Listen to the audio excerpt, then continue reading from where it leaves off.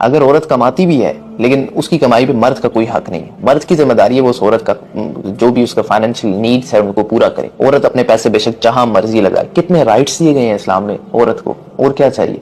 Why you are making the propagandas and ये the feminism और ये सब कुछ? इस्लाम इज परफेक्ट, अल्लाह ताला is perfect, Quran is perfect, hadith is perfect. फबिअय्यि आलाइ रब्बिकुमा तुकज़्ज़िबान।